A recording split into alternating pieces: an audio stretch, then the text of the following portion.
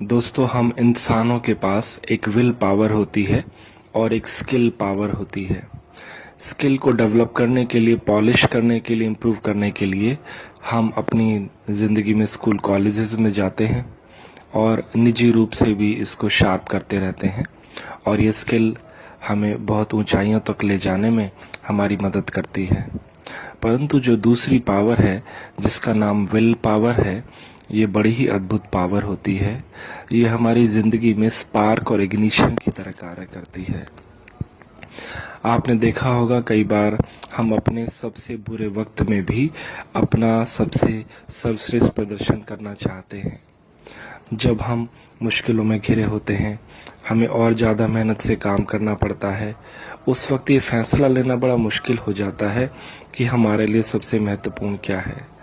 जब हम सबसे ज़्यादा उदास और दुखी और चोट खाए हुए होते हैं और दोस्तों उस वक्त हमारी कोई स्किल कार्य नहीं करती। उस वक्त केवल हमारी विल पावर या हमारी मानसिक दृढ़ता, आप या इसको सेल्फ कॉन्फिडेंस या आत्मविश्वास का भी नाम दे सकते हैं, यही उस वक्त आपकी एकमात्र साथी होती है। जब हम आलस से भरे हुए होते हैं, जब हम किसी चीज को टाल रहे होते हैं, जब हम किसी कार्य को आज नहीं करना चाहते, उसको कल पर टाल देते हैं, क्योंकि ऐसा इसलिए होता है कि उस वक्त हमारे पास विल की कमी है, स्किल की कमी नहीं होती।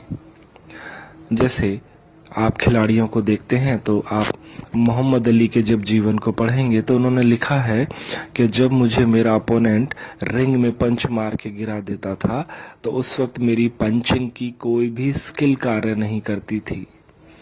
जो भी मैंने सीखा होता था वो मेरी मदद नहीं करता था, मुझे केवल मेरी विल मदद करती थी और वो मेरे अंदर से एक आवाज आती थी, बस एक बार और उठ जाओ, एक बार और उठ जाओ।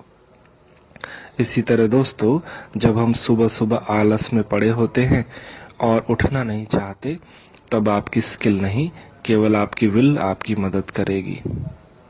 और एक बार आपने अपनी विल को स्ट्रॉन्ग कर लिया, उसको बहुत इम्प्रूव कर लिया, शार्प कर लिया, तो आप मान लीजिए सफलता के आप बिल्कुल किनारे पर ही पहुंच जाएंगे। एक और खिलाड़ी हैं जिनका नाम है शन फुजीमोटो, जो कि एक जिम्नास्ट और ओलंपिक गोल्ड मेडलिस्ट थे। उन्होंने 1976 में अपनी टूटी हुई टांग से ही अपने जिम्नास्ट का प्रदर्शन किया था और दोस्तों सोने का मेडल भी जीता।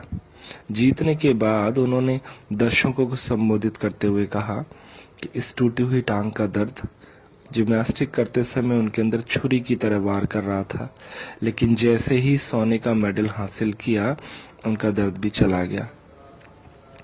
विल पावर, मानसिक दृढ़ता की इस योग्यता में छिपी हुई है कि आप जागृत होते हुए भी दुख या चोट पहुंचाने वाली परिस्थितियों में भी अपने आप से कैसे निपटते हैं, कैसे खतरे उठाते हैं और अपनी सुख सुविधाओं के घेरे से बाहर कैसे आते हैं।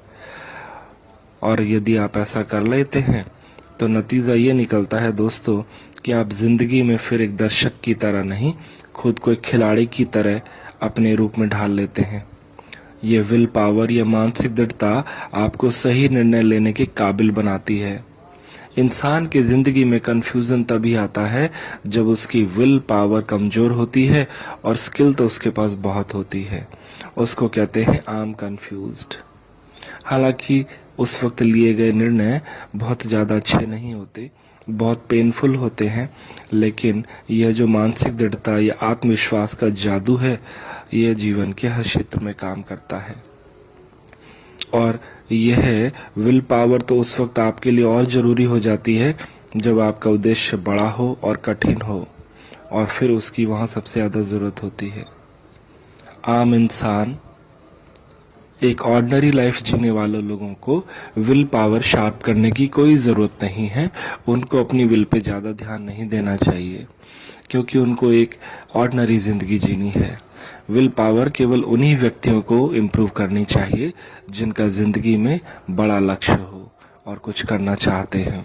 और विल पावर की पहचान ये होती है, यह केवल आरंभ में इसकी सबसे ज़्यादा ज़रूरत होती है।